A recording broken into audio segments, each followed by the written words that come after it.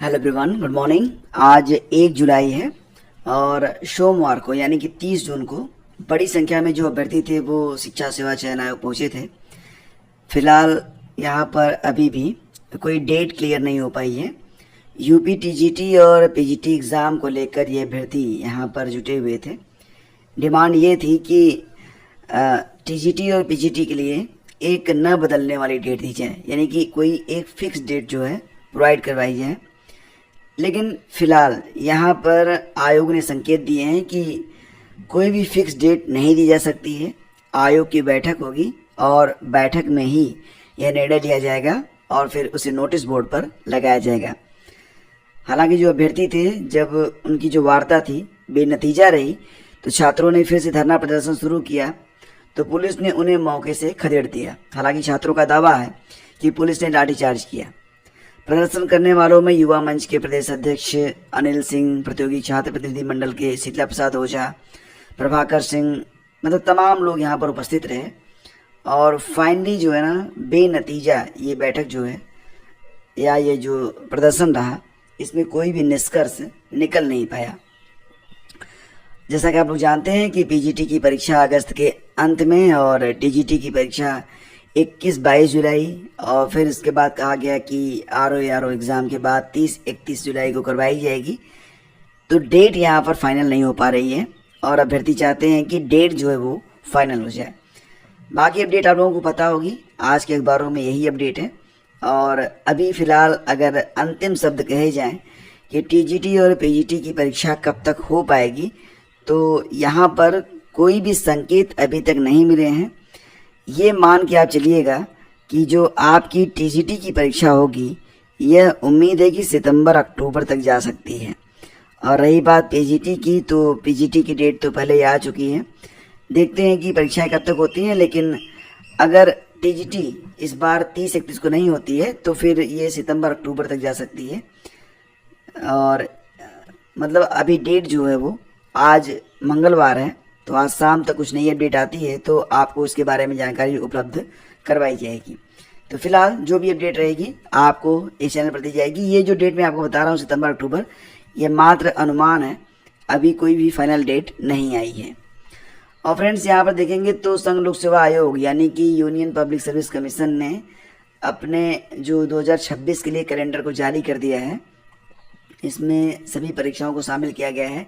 कई सारी तिथियां जो हैं वो आरक्षित रखी गई हैं। जैसे कि मैं आपको बताऊं तो यहाँ पर 10 जनवरी और 17 जनवरी की जो 2 डेट हैं, ये 2 डेट यहाँ पर आरक्षित रखी गई हैं। इसके बाद हम बात करें तो कुछ और भी डेट्स हैं जो कि आरक्षित हैं। जैसे कि ये 6 जून की डेट को यूपीएससी आरटी परीक्षा के लिए आरक्षित रखा गया है। नेक्स्ट 3 दिन और हैं, जैसे कि संयुक्त भूवैज्ञानिक मुख्य परीक्षा, यह 20 जून को होगी।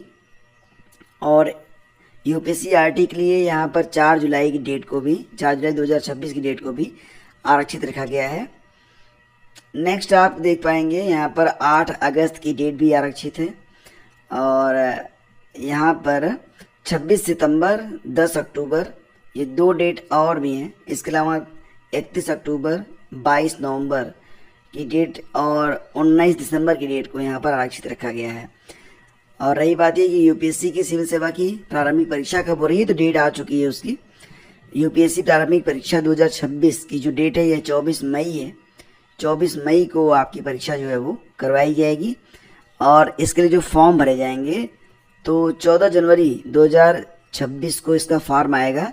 लास्ट डेट रहेगी 3 फरवरी 2026।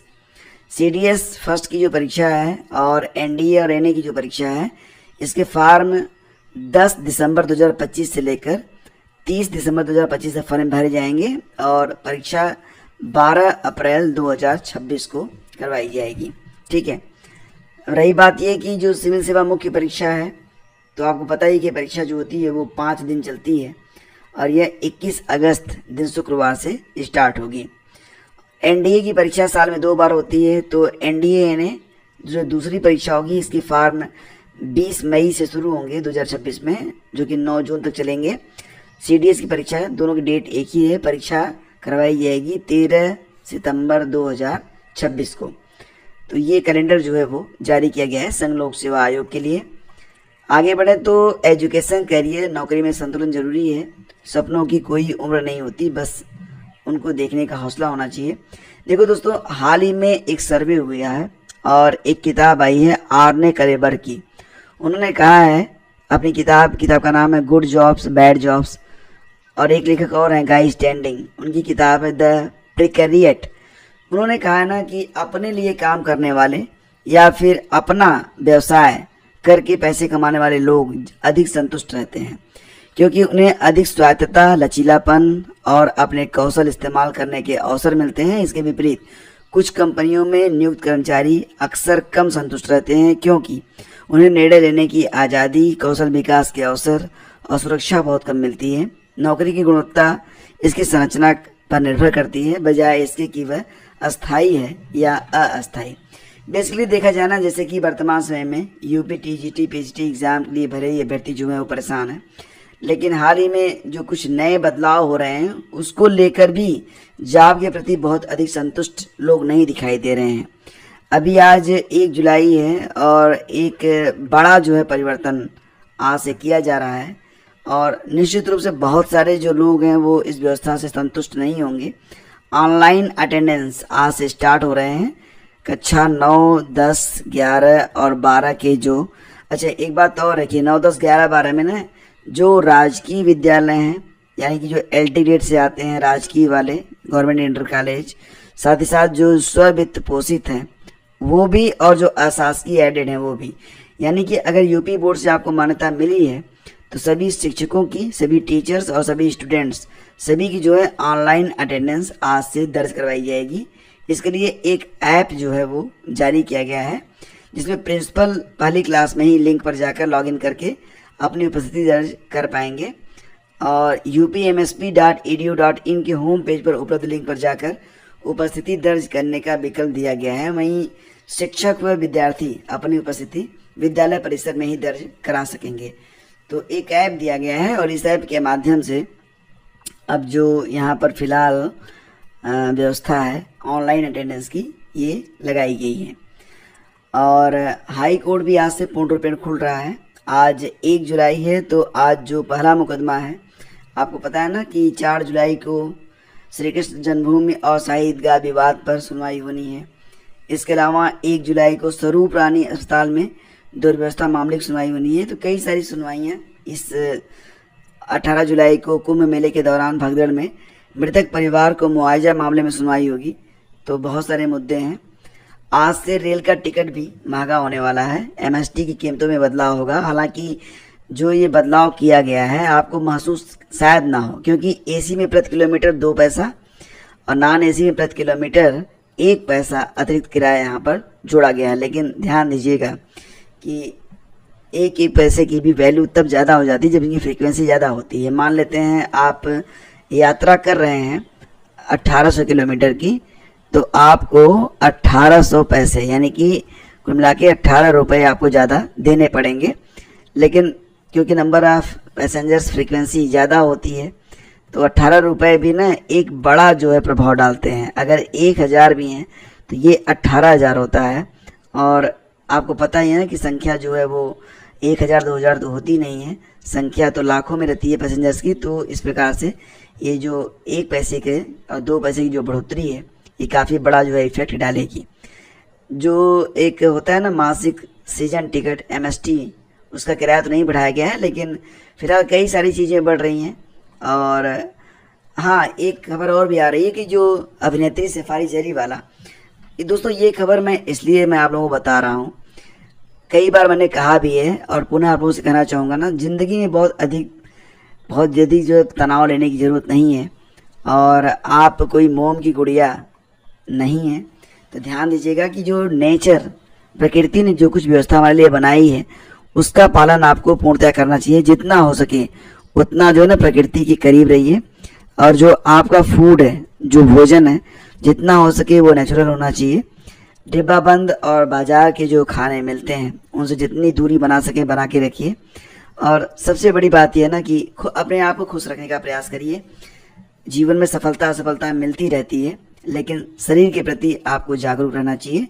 और जितना हो सके उतना नेचुरल। अपनी नींद, भूख, ये 2 चीज़ें तो बिल्कुल जो है, और मन की स्थिति, अगर आप बहुत अधिक परेशान हैं तो किसी दोस्त से मिलिए, और सोशल मीडिया से थोड़ी दूरी बनाएंगे तो बेहतर रहेगा और ज़्यादा बेटर होता है।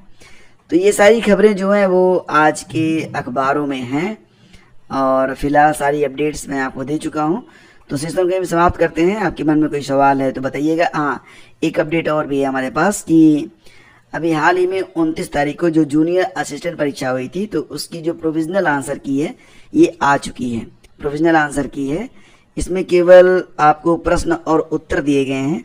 अब आपकी जो क्वेश्चन बुकलेट है उसको देख के आप यहाँ पर मैच करा सकते हैं कि किस प्रश्न का क्या उत्तर यहाँ पर सही माना गया है। तो इसको आप देख लीजिएगा। रही बात ये कि क्या ऑब्जेक्शन लगा सकते हैं, तो दोस्तों अभी ऑब्जेक्शन के बारे में यहाँ पर कुछ बताया नहीं गया है। जो नोटिस जारी हुई है वेबसाइट पर, इसमें बस यही कहा गया है कि 29 तारीख जो परीक्षा हुई है उसकी प्रोविजनल आंसर की आ गई है, जो कि 6 जुलाई तक वेबसाइट पर रहेगी।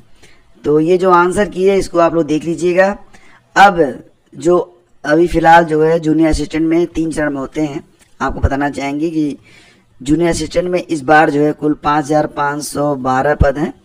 अभी जो एग्ज़ाम हुआ है इसका रिजल्ट जब आएगा तो फिर टाइपिंग के लिए लोग एलिजिबल होंगे। टाइपिंग में कितने लोग पास होते हैं, कितने लोग फेल होते हैं, उसके बाद डीवी करवाई जाएगी, तब जाके आपको अंतिम जो नियुक्ति पत्र है वो मिलेगा। काफ़ी जो है अभी समय लगेगा इसमें। वैसे कट ऑफ बहुत ज़्यादा नहीं जाएगी, कट ऑफ काफ़ी कम रहने वाली है। जो लोग परीक्षा में शामिल हुए हैं, अगर वो बहुत ज़्यादा नंबर नहीं भी प्राप्त कर रहे हैं तब भी वो संतुष्ट रहें। नाम आपका टाइपिंग के लिए आ सकता है, क्योंकि टाइपिंग में बहुत सारे लोग शॉर्ट लिस्ट तो हो जाते हैं लेकिन टाइपिंग आती नहीं है। यहाँ पर आपको पता ही है कि हिंदी की टाइपिंग होती है और इंग्लिश की भी होती है। सॉरी, हिंदी में 25 वर्ड पर मिनट की स्पीड होनी चाहिए, और इंग्लिश में जो स्पीड है वो 30 वर्ड पर मिनट की मांगी जाती है। तो सारी अपडेट यही है। थैंक यू सो मच हमसे जुड़ने के लिए। टेलीग्राम और व्हाट्सएप चैनल से जुड़ जाइएगा, दोनों के लिंक मैं आपको डिस्क्रिप्शन में दे रहा हूँ। धन्यवाद।